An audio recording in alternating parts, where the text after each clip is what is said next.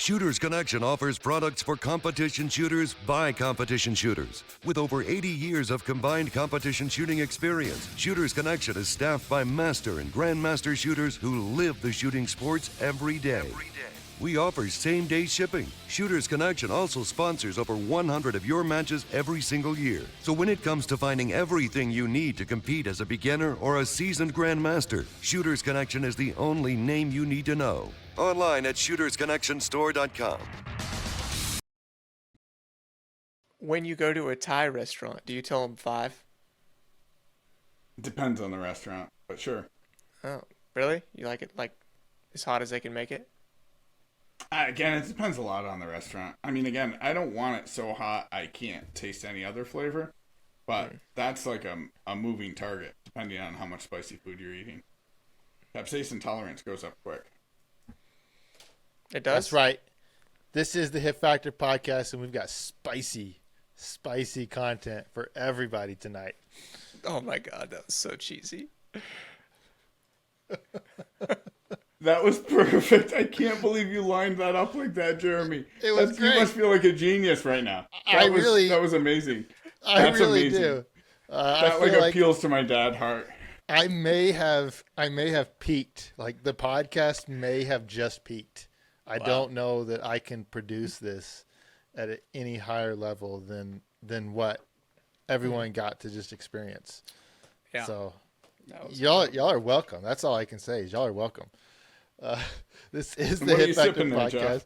We're finally back after a while. Jeff's got something to drink tonight. What do you got with all your ice in there? There's no Like ice. some- This is Russell 10-year. Oh, okay. Yeah, Nice. I'm gonna 90 have proof. to get at least one bottle when we go to Arizona because I am about out. So I get to take you shopping, yeah, you'll have to help me pick something. and you'll actually get something. All right. Yeah. You're gonna have to give me a budget. Can't be $20. $29.95. Okay, I'm not taking you shopping then. I got to come up with more than that. Also, we are live on YouTube right now. This is a first. I just came across this setting that we could do this, so we are live, and Billy McScrublord is already in the chat, which we There haven't you seen. go, Billy. We haven't seen old Billy in a while, so thanks for hopping in, Billy. That's fantastic. Yeah. Anyway, we may try to do this a little in the future. I don't know. It depends on how it turns out tonight. Seems to be working though. My internet is holding up, so we'll see. That's And will you that's a be plus. monitoring that so we can get the timely input? Yeah, sure. Jeff's entering full producer mode at this point. Yeah, I mean I've got the YouTube chat switched over here, so we'll have a couple different chats going on. We've got the Riverside chat, and then we've got our YouTube chat. So there's a lot going on here. So forgive me if I'm not staring into the camera this whole time. But yeah. Awesome. Okay, so it's been a little while since we have made a podcast. IPSC Nationals is right around the corner, especially from when this comes out. It's to be just basically a week after this comes out. So that's coming up soon. There's been a little bit of drama. I'm gonna call it a little bit of drama. Some people I think are a little bit fired up about a little bit of stuff surrounding IPSC Nationals and maybe the host of IPSC Nationals. Area 4 now has a representative within the board of directors. And Oh yeah. I was thinking there was like a couple of different good topics to go over tonight, and that was the one that I couldn't remember. I honestly, I wish I could say I was surprised at how Ken has behaved as area director, but honestly, this has been exactly how I expected it. Really? Oh yeah, 100%. Like, I mean, I don't know the guy at all. So I was just curious to see, who he was essentially. So yeah. I would say he's done a pretty good job of showing us, honestly. Yeah, it's true. I love the degree to which he's willing to show us who he is, Right. unfiltered. And I'm trying to think of like a really diplomatic way to say this, so I'm just not going to say anything. But you were not alone in calling it. A couple of other people said, "Oh, really? That's who's going to be Area 4 director, huh?" So we've been super vague about everything, and I don't necessarily love talking about drama, the problem is like he has made so many posts on the not official Area 4 Facebook page. Like he has made so many that I'm actually struggling to like, okay, which one do I want to go after? But the big crux of it is he, before he was interim area director, he was very, the board needs to be fixed. We need to fix all this stuff. We need to go after this stuff. And the board's acting in just crazy ways. They need to be transparent. All this sort of stuff comes out. Lo and behold, the very first meeting he sits in on, the vote comes up, are we going to live stream this meeting or not? And he votes no, we're not going to live stream this meeting. And so it was not live streamed. And then there's several screenshots and lots of things coming out that he had, as far as like he's wanting to ban people, he's wanting to get people like shut down, So you have to you have to be crazy. specific there, because one of the bans he felt like was merited was for a fellow area director who he suspected had leaked his opinion, not realizing that he had replied all to the person who wrote him the message when he wrote to his fellow board members. He was the leak. Yes. He was another victim of reply all. So we've seen that story once before, and I've heard this one before. Yeah, Ken has already made public statements that he feels like Barry should be kicked off the board immediately already. Corey Yates, I guess, is a section coordinator in Louisiana. I'm really not familiar with Corey Yates very much, but there are several clubs in Louisiana that are running hit factor matches because in protest of how the board has behaved in recent history. And so Ken, I guess, wants to get rid of Corey as well because fiduciary duties for some reason. Well, that's his personal opinion. So he's very clear in his messages that sometimes he's speaking personally in his interpretation of duties and what should be right, and sometimes he's speaking he's never speaking on behalf of the board because he's always speaking out of turn before they've released the minutes. Right. And yes, honestly, I feel so silly even saying this, but it's provided a comic buffer to the kind of high stakes angst that people have felt. Well, now there's like a cartoon villain, but not like, stroking his cat with one hand, but like the weird little guy with the mask that, Scooby-Doo's about to pull off, right? Like that's who he is. And it's like, oh, come on. Yeah, so what if Bruce Six got really drunk and then somebody put him in front of a Facebook account for a couple of weeks, right? Like, that's the vibe. Yes, and it has been very much... that's not a dig on Bruce Six. That's... Right. And it's been very much... It has seemingly been a very much of a turncoat. Like, he felt a very big need that, hey, we got to change everything. And then, when he actually got in, it became this deal that, oh, well, I'm actually just going to vote like Leighton and Russell vote on everything. If you want to be entertained, I suggest go join the Area 4 not official Facebook page, and you'll get to see lots of entertainment. He's honestly, you don't even need to join Facebook. Somebody will send you a screenshot. Oh yeah, yeah. He's even been on that page threatening to remove people from the page for being critical and abrasive, essentially. Which is the whole reason why it got changed from.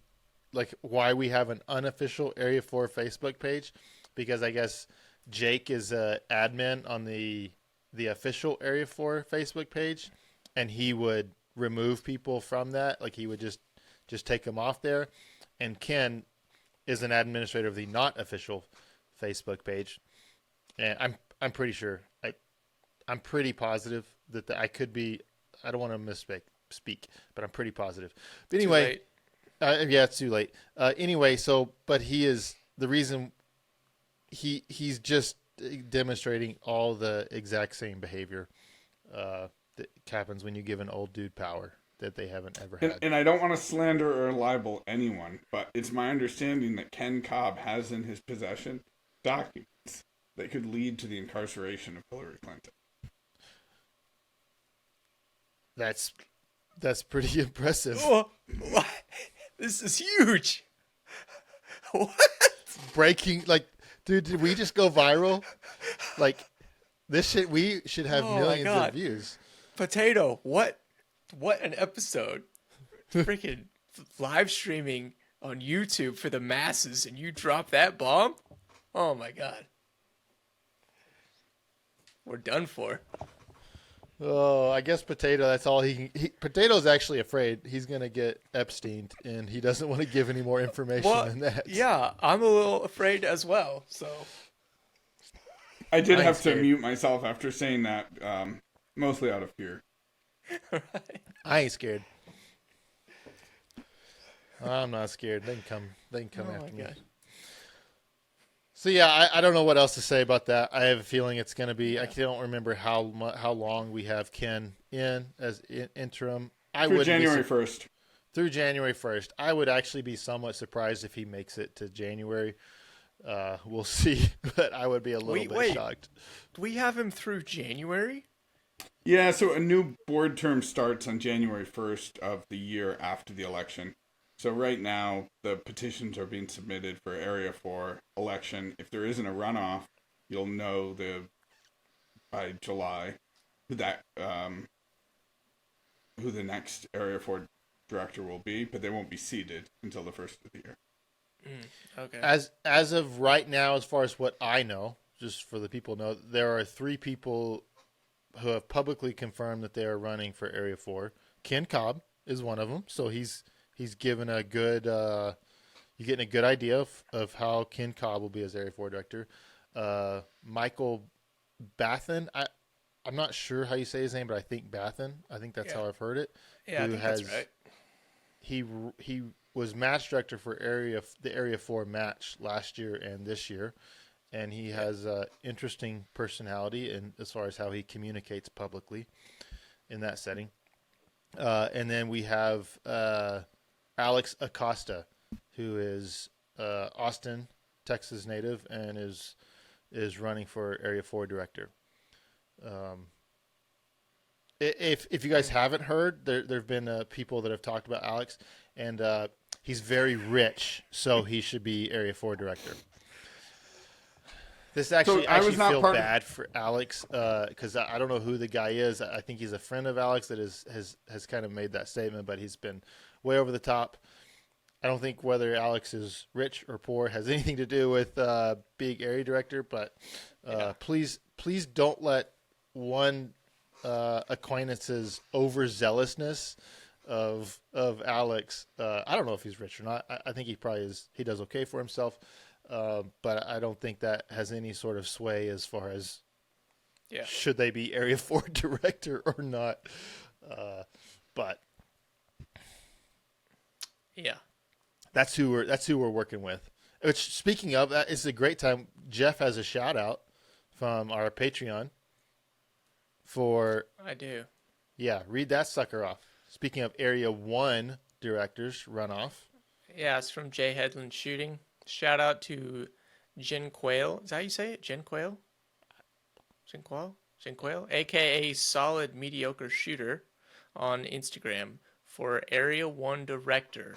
So Jen Quayle, I hope I'm saying that right. He's running for Area 1 Director. Or he should John run. Headland says he's good, then Yeah. sounds like he's great. Although John's been shooting a revolver lately, so maybe not. And he does shoot a lot of minor optic guns. Oh, I don't like him. John. I don't know Oh, about John the, does. Area 1 candidate. Oh, yeah. So there's 2 Area 1 candidates we know of. Jim Boone, who's the current serving interim, is the other candidate. And surprisingly, Jim Boone being the interim Area 1, I really haven't heard anything out of him all that much, which I'm perfectly fine with. Not hearing a whole lot from him. So, all right, that's our area. That's kind of our BOD talk for the evening. We've had enough of that. What's the other sauce, Jeremy? Okay, the other spicy part that's coming, which again this got discussed on the Area 4 not official Facebook page, is so the IPSC Nationals is coming up, is being hosted by the Rio Salado, which is a very large range in Phoenix, Arizona.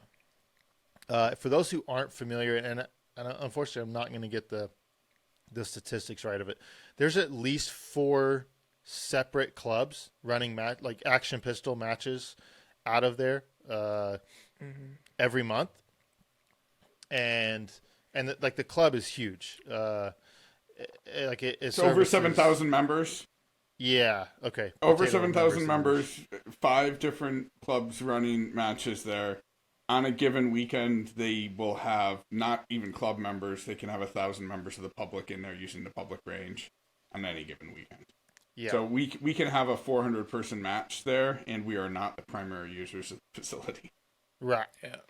Right. So very large club, and it's very unique to anywhere that I have experienced in the country. Maybe there's somewhere that has a similar experience as that, but I am not aware of it. It's just really unique, the shooting community there, because it's not just action pistol. There's every discipline that you have of shooting has a very large presence on that range. It's owned by the state, so it's a state-run facility, and so then all these clubs are overseen kind of by a board, and they have to operate within that board and all that sort of stuff. So anyway, so one of these clubs, which is separate from, it's the same location as IPSC Nationals, but this club is not responsible for IPSC Nationals. Okay. They ran an IPSC match here last weekend because they have people that are shooting IPSC Nationals. So they wanted to just all the same equipment, rules, all the no dry fire at a start, no walking stages until after briefing, all that sort of stuff, right? They're trying to just get people kind of in that IPSC mindset. And so what they did for stages, which is not uncommon to what I have seen out there. I don't know if exactly this club, but I've seen them, like they say they have Area 3 coming up. They will look at the stage diagrams and they will build a stage based off of the stage diagrams and shoot that. And as almost anybody who's ever tried to do that knows, you will never get it the same as what the stage diagram is. So anyway, they set up stages based off of the stage diagrams for IPSC Nationals. And then some videos got posted of people shooting those stages. And some people got really upset because they were using, there's a prop, I guess there's a teeter-totter, seesaw, something like that, which actually is the same prop that's going to be used for the match. And they wanted to test the prop, so they had a local match, so they tested it within that local match. As somebody who was, I heard from somebody who was on the board for Rio, those stages were not set up by anybody who is building stages for IPSC Nationals. They were set up for that match, and they were torn down after the match was over. But yeah, the stages, they look like the diagrams. And so people got upset that they were cheating and they were getting a whole bunch of extra runs on the stages for IPSC Nationals. It's a little bit less innocuous than that. That's kind of the kindest version. Okay. So a couple of the people who run some of those local matches, one of them is also the stage designer for 15 out of 18 of the IPSC National stages. Okay. Did he set those stages up? He was certainly there when they were being built. The local ones? Yeah. Okay. And then he shot them. Okay. And so a couple of them were built to a spec that looks remarkably like the diagram, almost like you had the stage diagrammer there helping you set it up, which is a little bit less innocuous. Again, me personally, like, there's so many things to be outraged by. Like, this one doesn't really rate for me personally. I'm busy, like, trying to shoot well. So it's hard for me to care that much, especially, you know, if a stage goes up, and even if it was a perfect example and, you know, somebody gets one run on it in a match that's running IPSC rules, and then they tear it down, and then they've got to shoot it again in a totally different context with a different squad with a lot more pressure. You know, for some people that might really help them. For a lot of people, if they had a good first run, it'll hurt them, because they're going to hit that stage the second time with that expectation. This is like practicing classifiers. You're like, you hundo the classifier at home in the comfort of your own range, and then you go to the match and you're like, oh, I just need to do that again. Right. And then it's like, wow, another 80%. I'm a machine that produces 80% classifier runs. Again, not saying that people don't benefit from access to stages, and certainly in an IPSC context where anyone who doesn't build the stages won't set foot on them until it's their 4-minute walkthrough. Mm-hmm. But I mean, yeah. So there's yeah. I mean, me personally, like, I don't care at all. Like, it does not move the needle one bit for me. And so it just doesn't bother me. Because yeah, like, man, I used to do that. Like whenever we were trying to like go to prepare for a match, like, we would try to do everything we could to mimic it. And sometimes we'd get really close and we'd sit there and practice, like, try to practice the same stuff over and over and over. And it doesn't freaking matter. Like, it still comes down to who's shooting well. Like, who shoots well is going to win. And There's a major gun manufacturer that's located near a range in New Hampshire that for 4 years hosted the Area 7 match. And they would go and build the stages at their training facility. And then people who were part of a special high class experience would get to go and train on those stages. And I didn't show up in their match scores. I mean, guys who shoot 75% at every other match shot 75% of that match. I mean, again, not saying it isn't an advantage for some people in some contexts. It definitely is. But there's so many outrages out there. This one's not a big one. Yeah. I think people are more upset on, like, the principle of it, that, you know, the MD or stage designer for IPSC Nationals was involved in it, and that somehow makes it worse. Because, yeah, I mean, people, like, the match book is out, and people are setting it up and shooting it, and that's pretty normal. And I think if it was set up as a different match in Rio, it's really, to me, it's kind of the same, other than having those individuals involved. Like, they know what it's supposed to look like on the ground when it's all said and done. So that is a factor, but it's not like the match was already set up, like, for us to come shoot, and then they shot it ahead of time. It's my understanding that is not what happened. Is that correct? Correct. That's my understanding. Everything we saw in the videos is theoretically not on the ground now. Right. So, I mean, I would have a problem with that. I would have a problem if the match was set up and they shot it for a club match before Nationals, and then we came and shot it. I have a problem with that. And that has happened at many, many matches. Yeah. I have a problem like at with many that. majors. And I'm not going to name all of them, but, like, this is a known thing that has happened at many majors where they've shot a local on their built stages a few days before. And I have a problem with that, because if you do show up to that major and you're walking a stage and you activate a prop or you do something you're not supposed to on the stage, you can get disqualified. But someone else got to shoot the whole match beforehand. So that I would have a big problem with. If they set it up at a different time, then I don't have so much of a problem with it, other than those individuals that are going to be in charge of what it's going to look like on the ground on that day being involved. That I still don't like that, but Which is what it is. which somewhat means like, okay, we had it set up like this for this. We can make sure that it's different for the second time around. Well, yeah, you would hope that they are going to do that. Yeah, they're not. Yeah, that it's not going to be just set up identical. Yeah, yeah.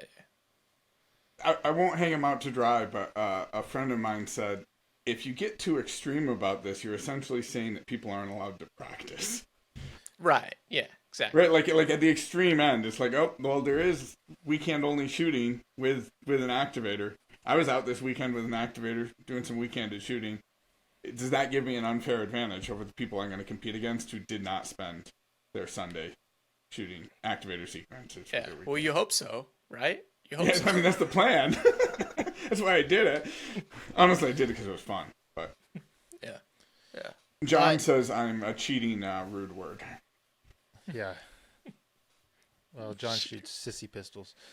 So okay, here's my question, because I think I'm probably less offended than either of you. It didn't sound like either of you are all that offended by it, but like there's a thing called home field advantage that's like is a thing in like almost every sport, and so like you end up just the home team has an advantage, right? Like they're in their locker room, they're in their deal, and you go to any sort of even individual type sport or something like that. He says he doesn't need a ninth round. I said I do need my ninth round often, John. But like if the home squad gets a little bit of an advantage, like, well, move to Arizona, right? Like nobody's keeping you out of Arizona. They have a whole advantage because it's been warm for the past 5 months and potatoes ranges are still under ice, right? Like, is that a huge advantage? If we go to Florida and I'm coming from a desert and I've got to go and try to figure out, okay, how do I grip the gun whenever this humidity there's 100% humidity and I shoot in 20% humidity all the time. And, I'm competing against people that's just their normal environment. Okay. Like, is there an advantage there? Yes, there's an advantage. I said this on the Discord. If I had been there and they were setting up stages kind of based off of stage diagrams, being the host range, it's not the host club, but being the host range, I think I probably would have said like, hey guys, like I think the optics on this could be bad. Like this may look bad. Quite frankly, I don't really care about this, but this could look bad. You have some really high profile shooters that are shooting this match. Video's going to get out there. It's going to get seen. And so like the optics of it could be bad. I think I might would have said, hey, like maybe just don't. Yeah, we'll practice the weekend stuff. If we need to test the teeter totter thing, fine, let's test it, but let's put it in a speed shoot or something like that, where it's different from the stage that it'll be on for the Nationals type deal. And I think maybe you could have avoided some of this stuff. I just think, man, some people like right now, like the sport is so like everybody's so hypersensitive towards rooting out any sort of thing that they find morally wrong. Like everybody has their own like they feel so justified by their own morals, and they've got to. Well, that's because I'm right, Jeremy. They're right. Yes, they are right, and we've got to. We have to root out and destroy anything that we find goes against our own personal morals, and I think we're a little bit hypersensitive to that at this point. That's just my. If I was an area director and an assistant match director, I wouldn't be setting up stages from a major, a week out. That's just not. It's not wise. Right. Even if it was innocuous, it's not wise. And the fact that people aren't thinking like that is kind of continuous with what we've come to expect. Yes. Correct. Like, unintended consequences have not been a strong area for our leadership for quite a while. Yes. I fully agree with that.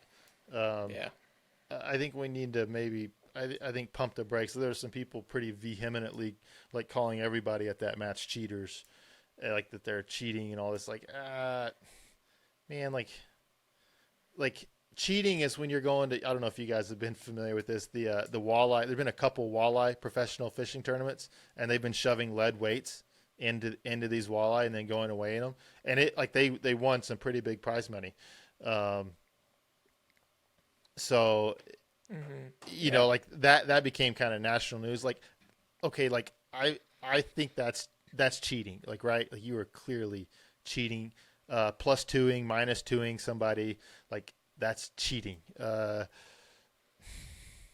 Getting a practice run on something a couple weeks ahead of time, like, people are gonna roast me for this. I'm sure. I'm probably now. Yeah. I'm sure I'm now gonna get. I'm getting canceled now, but.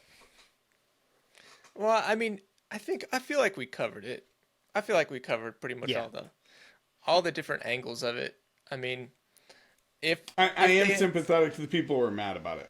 I really am. Yeah. Like, I mean, I get it. It's just me personally, I'm not. Viscerally, I just don't feel right. Like, seeing somebody call for a double when I watch their second round impact the dirt like 3 feet off to the right, that bothers me. Like, I feel that. You know, he's hearing the wrong score get called, or like watching something get taped over that's not what was recorded. That, like, you know, like, that gets me energized. This doesn't get me energized. Doesn't mean it shouldn't get anybody else. It just doesn't do it for me. Yeah. Yeah. Yeah. It's what it is. It is what it is. I think we're gonna get hate from both sides. Because I have friends on both sides of it. So that'll be fun. I like living like that. The secret is not having friends. Well, definitely. Look, I call them friends. That doesn't mean they call me friend. So I can say anybody's my friend. Right. Jeremy's going to be walking up to all kinds of people that are pissed off at him in a couple weeks. Yeah. From all angles. Yeah. I'm kind of happy with that. Okay, so our own shooting. We're going to be quick tonight. Not as quick. We're already 30 minutes in. We're at 30 minutes. Hey, we're supposed to be hanging up. Okay, so I've had an interesting kind of epiphany that I've been kind of like chewing on. It's not an epiphany, maybe not the right word. That I've been trying to like figure my way through. With shooting, because like a few weeks ago I was thinking about like my shooting, like while I was on the range I was thinking about it. Okay, and it was like, okay, I need to go faster, and without really consciously, this wasn't a conscious thought, but it was more of an observation of what I internally, like whenever I think I need to go faster, what I internally think. I kind of realized going faster for me just means split harder. Really? Like it's not an actual conscious thought, but like that, like my shooting has developed to a point. It's like if I'm going to go faster, like if I shoot a mini stage and I want to shave time off, it's like, okay, I just need to split harder on all the targets so I can shave time off of it. Again, I'm not suggesting people that that's how to get faster, or even that's how I was trying. No, that's to just get how faster. this is how your brain interprets it. You say, Jeremy, go faster, and your brain goes, pull the trigger faster. There we go. Yes. I just dropped the time. Yes. Probably with a little bit of tension. It certainly adds a whole lot of tension. I think it did also, while my brain was subconsciously thinking split harder, just being more aggressive there made me more aggressive other places within the stage. So it's not like, I think like you're going to push off harder, you're going to run a little bit harder because you kind of have that mindset. Yep. Yeah. So it's kind of been a really fascinating, okay, how can I be more aggressive and go faster and not change any of my splits, actually? Because there's not a lot of time there's some time in splits, like on a 30, if you got a 32 round field course, that's all paper targets. There's lots of time in splits to be had across that. So what are you finding? Yeah. I don't totally know, because I haven't had a ton of live round practice. I've been getting about 500 rounds a week. For some people, that's a absolute metric ton of live fire. For me, that's not a ton of live fire. Yeah. But so what I am trying to do is, whenever I'm just trying to split, I tend to take longer to get set up so that I'm completely stable before I start shooting, so then I'll be able to split. So I'm trying to, especially on entry targets, really just like as I'm entering a target, as soon as I see A zone, treat that as an individual shot. And then as soon as I see A zone again, shoot again. So it's really kind of like slowing down that split in the coming into like an entry target. It doesn't actually manifest in like super slow splits as it sounds in my mind, but it manifests in much more more placed shots and quicker times. And so that's kind of where I'm trying to take some stress off myself, as far as I end up with a whole lot of stress and tension in my shooting when I feel like if I have to like get maximum efficiency out of my splits in order to be fast. Right? Because then you have to do everything perfectly. The gun has to return perfectly. Your trigger press has to be perfect. Right? You have to do everything perfectly if you're splitting really hard and really fast across all the targets. And that stresses me out because I know how easily I can screw that up. And so it's trying to, okay, let's remove the tension of feeling the need to split hard and try to do everything else super aggressively. Okay. So that's maybe that's too It's a esoteric. great epiphany. That's phenomenal. I mean, overjoyed for you. Jeff's disappointed because this will help your scores, but that's like a really, really solid approach to going faster, is to let go of the trigger speed, to start thinking about the non-shooting activity, and to focus on, and I love the way you just said that, because if I put it in a really specific context, you transition onto a tuxedo, right? But it's a close enough tuxedo that you can split hard. So if you want to split hard, what do? You wait until your sights stop, dead center on the letter A, and bop, right? Yeah. But if you had a little bit more relaxation, you sort of transition in, you pick up your sights coming in, you're like, good enough, and then you leave completely confidently, because you know with ironclad certainty that the second shot went into the brown of the A zone. Yeah. Versus if you split hard on that tuxedo, first you spend the time stopping the sights, and then you mentally, you're like, was the second one good, or was it off a little bit to the left, right? Because it could be in the black. You don't really know. So you can't move on to the next task. So yes, you cut your 25 split to a 15, on your 6-yard tux. But then you mentally, the lag is, a quarter-second lag to get off that target and move out of position while you're processing what you saw. Versus if you knew with certainty the whole time, sights go up, sights come down, sights go up, sights come down, you can do the next thing instantly. Yeah, that's genius. Yeah, it's been interesting. Obviously, like I have a lot of habits to work through, so it's not like I just had this thought and like just fix things. But it's been really kind of interesting to work on, using a lot more. So I also kind of had this observation in practice. I had a mini stage that I ran, and first run on it was really solid. It was like 14 seconds.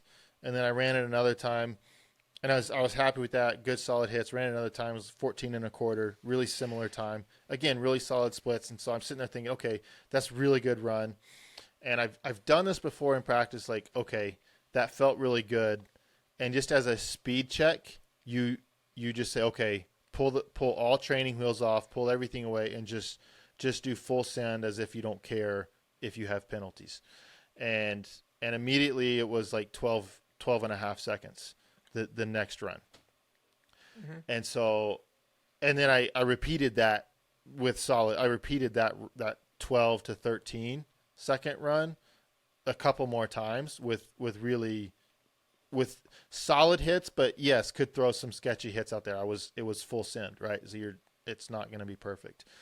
But what I did learn through that is that, like, the hyper awareness that you kind of have to have. I don't know what Juanchik's vision focus whatever all that is. I don't really know what that is, but I do know that there is a certain amount of, like, you just have to be paying so much attention to everything that's going on to shoot faster and still shoot well.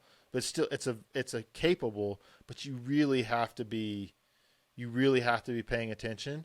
Like, you have to be trying really hard to not just shoot at targets. You have to be trying focused really hard. Am I finding the center of the target with my sights? And it's not slower, but man, you have to be so on top of recognizing, reacting to your sights when they get there so much faster. And so, when people talk about, like, sort of shooting the stage at 80%, yeah, I don't think they mean 80% of their highest hit factor. I think they mean like 80% of their mental focus, right? Probably, like that's what the percentage is, right? And so you might get 95% of the results shooting at 80%, but it's just so much less fatigue. You just don't have to work that hard. You're like, you just sort of transition comfortably, and, like, you move aggressively when there's no shooting to be doing, but you're not trying to sort of squeeze every last bit, which requires what you're saying there, that, like, that rigid, visual attention, where you're looking exactly where you want things to go and you're bringing your sights exactly there. I mean, it's really hard work. Versus if you just sort of shoot at the geometric center of targets, you don't have to work that hard. And you're going to shoot mostly alphas and close charlies, but it's going to be slower.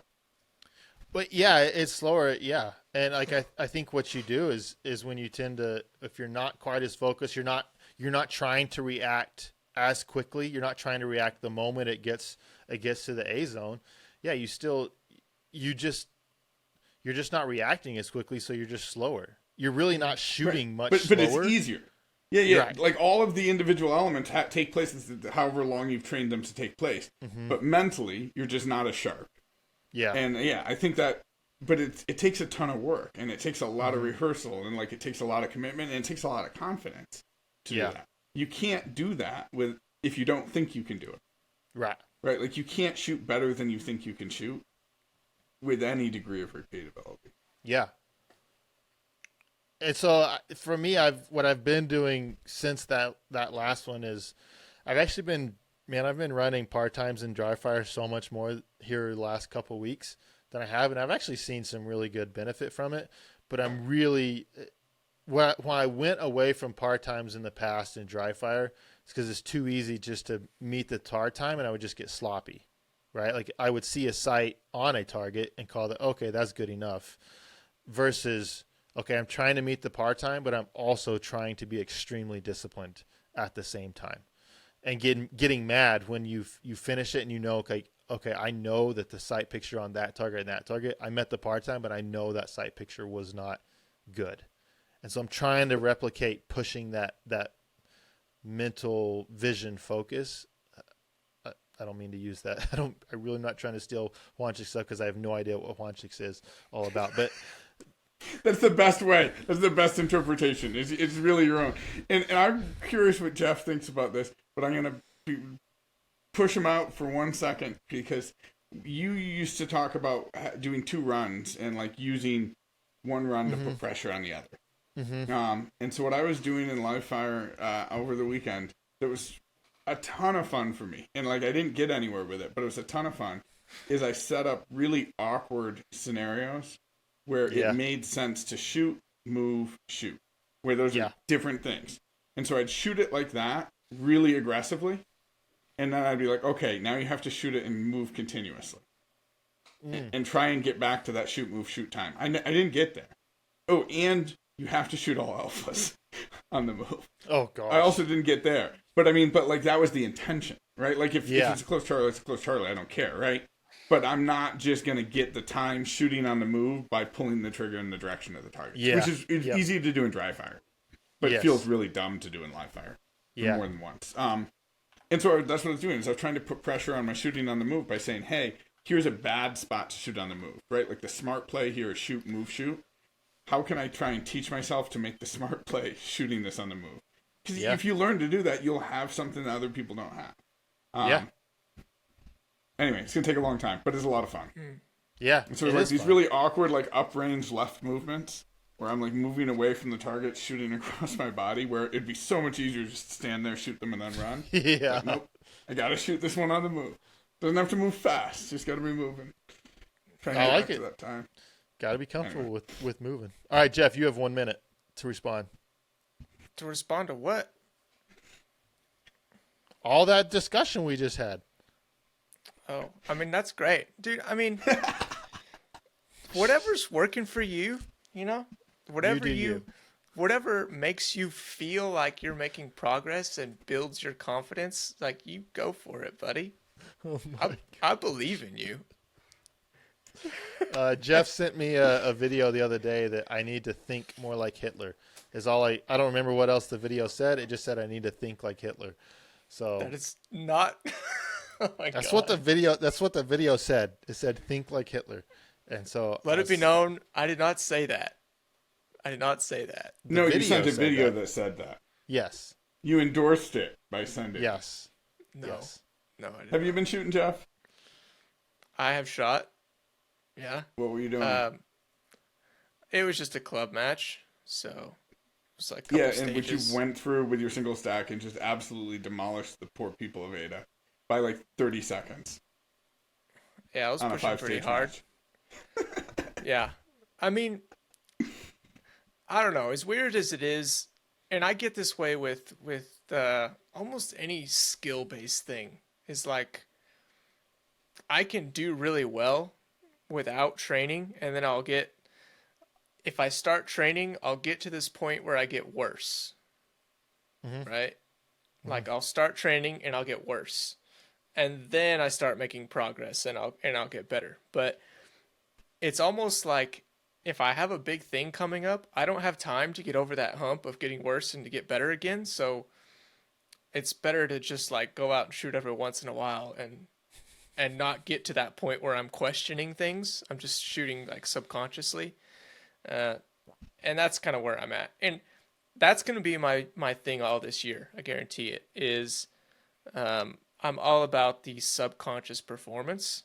Like when the timer goes off, the only thing I'm going to be thinking about is the center of targets, and everything else will be subconscious unless there's some stupid gimmick that I have to think about really hard, which will probably be the case at IPSC. But, yeah, that's kind of my whole thing this year is I'm doing a lot of repetition on skills, and this is just dry fire because I haven't really done any live fire practice. But yeah, just a lot of repetition on fundamentals, and I think it's going to pay dividends this year because like my trigger pressing, my transitioning, and my ability to put the sights where I want them is going to be a lot more subconscious and take a lot more effort because I'll put so many reps in, like good reps, not like, not pushing reps, right? Like I'm not trying to push the limit of those skills. I'm trying to make those skills perfect. And so that's what I'm working on right now. And I think it's working really well. So maybe this is too simplistic, but if you think about it like floors and ceilings, you're raising your floor, right? By making more fundamental skills subconscious, then your okay execution will be at a higher plane. And you're not really worried right now about pushing that ceiling, getting new speed gains, getting new sort of technical gains. Yeah.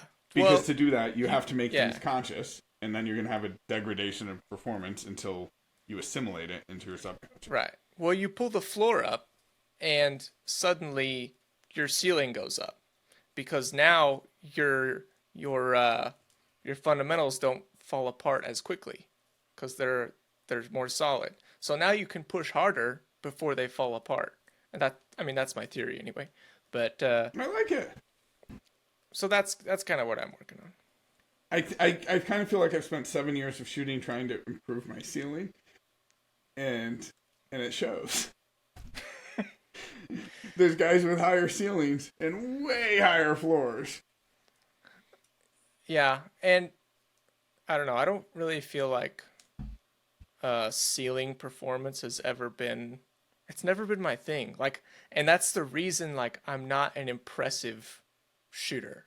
Like, it's the reason I can't, like, go out and train with somebody and shoot, and you're like, damn, he just, like, shoots really impressively. Like, how does he shoot that fast? Like, that's just not me. Like, I just go out and shoot normal. Yeah, but that has been you your last 2 matches. That has not been you for most of your career, but you have flipped a switch your last. He has been raging a little bit because you just said screw it and you've hooked up. Yeah, but his fundamentals, he's pushed that. He's gotten those fundamentals to a spot where he can do that, where they just don't break down. Possibly, I don't know. Maybe. As long as he loads live rounds and not like the ugliest, flattest, baldest. Once upon a time was a blue bullet. Yeah. So I'm gonna try not to do that at IPSC. I'm gonna try to load. Let me load your mags for you. I got you. Yeah, into my gun. But I'm really stoked. I'm stoked about performing. I just have a couple different things that I'm really excited about, and they're stupid things, dude. They're stupid things, like red fiber. Like, I haven't shot with red fiber in years. Have you been green fiber? Yeah. And I've started shooting with red fiber, and I just freaking love it. And I went back to green fiber, and I was like, no, I don't like this. And so I went back to red. But I switch every time I change my fiber. No, I don't. Green, yellow, orange, red. No, I like things to stay the same. Yeah, I'm not a switch around kind of guy. I like changing the fiber color. Yeah. I also went back to shooting. I mentioned this in the Discord. I might have mentioned it on here. I went back to shooting like with safety glasses, like just $4 safety glasses. Yeah. I'm excited about that. Like, it just things look different. I don't know. And so I shot with clears. Are yours clear? They're like light fog. They're not dark. Okay. I used to just shoot with straight clear glasses, and I loved that. Like, it's like, hey, it's like my normal vision. Yeah. It just gets hard in really sunny spots. Yeah. When the sun's within the angle that you can see it over the berm. But still, the way I prefer to shoot if I'm by myself is clear glasses. Yeah. Oh, I have a confession to make. I have a confession. This got to be quick. Okay.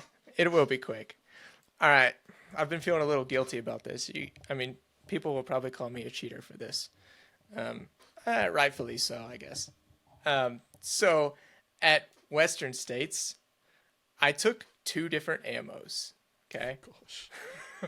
You cheater. I did not. Never has my respect for someone evaporated so quickly. Carry on. No. Remove the results.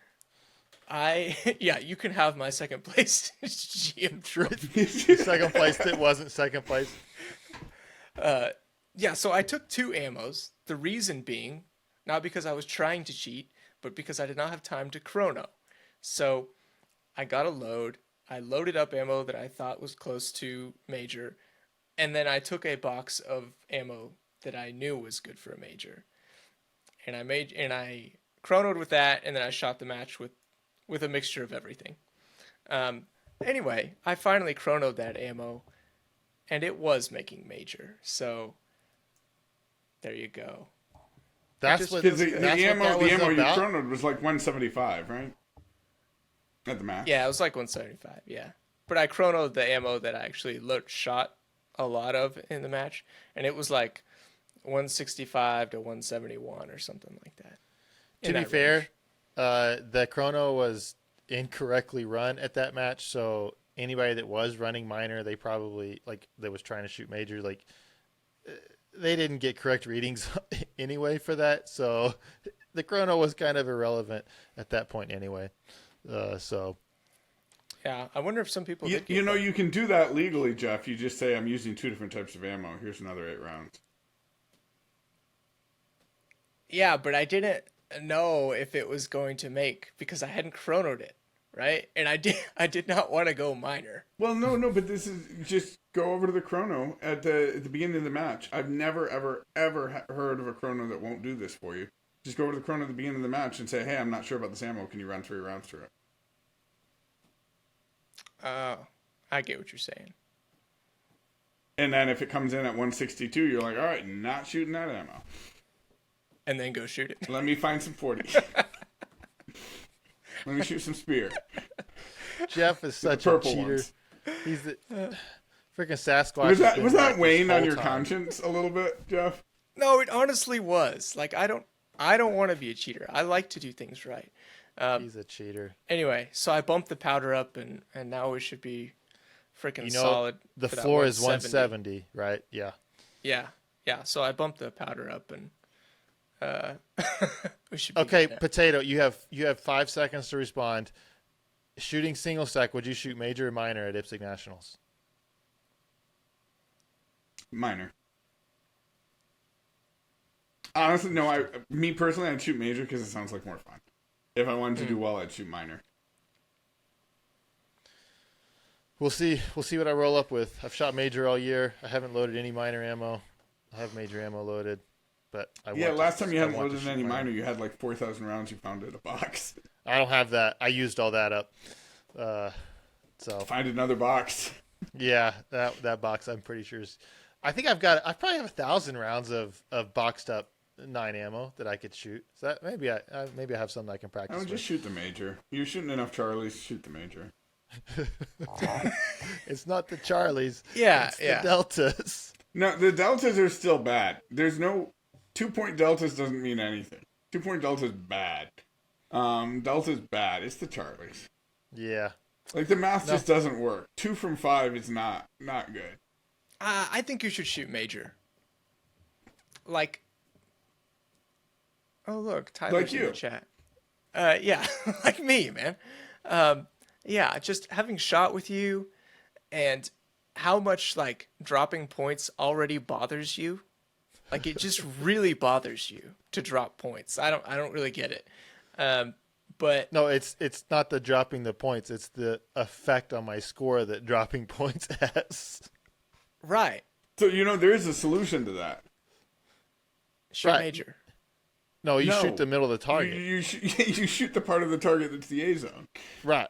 Correct. twice. No, but that's not the solution for Jeremy. He just needs to shoot major.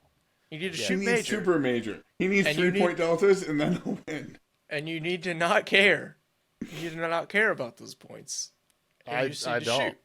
I don't care about those points. Forget those points. I want to see another 20 deltas, 25 this deltas. is why I don't trust anything. Isn't that what you did though at last 30 IPSC deltas. Nationals? How many Yeah, did I you shot- shoot, Jeff? You I shot think like 20 19. at deltas, right? I think 19. Yeah. At IPSC Nationals. Yeah. And you're the IPSC National Champion. Dude, 20 yeah. deltas. Deltas win matches. Yeah. I mean, since they're basically misses that count, they do, because that would be a lot of misses. Right. It's a miss without a penalty. That's right. It's a 12-point miss. That's right. All right. Well, thank you guys for listening. We're sorry we haven't done everything super consistent lately, but there hasn't been a whole lot going on. We addressed some drama. If you disagree with me, let us know in the comments. Tell us how. If you how disagree wrong with I me, am. let Jeremy know. Yeah, 'Cause I won't read the comments. I'll take the blame for Potato. And Jeff didn't say anything, so nobody's gonna disagree with him. But he is a cheater. We all found Yeah. out. If that you out. want to come reclaim my Tumblr, I'll give it to you. I'll give it to you. Just come, there's some old coffee in it, and it's kind of dried up, but you can have it. All right. Sounds great. We look forward to the next one. And if you want a hat or sticker, stickers are $1. Hats are $20 at IPSC Nationals. We'll have them with us. What? That's a bargain. It is a bargain. I know. He's giving them away, ladies and gentlemen. Basically, look, we're hoping to make a World Shoot team, and we got to pay for that plane ticket somehow. And Bro. that may be how we have to do it. We're going to be like little Girl Scouts trying to sell cookies. Like I'm going to make Katie make homemade cookies every week, and I'm going to sell them. Just try to pay for a plane ticket. It's not a bad idea. Yeah. Got to do it somehow. Gotta make it happen. All right. Thanks for listening. Thanks for coming on, Potato. We'll see you in Arizona. Yes, you will.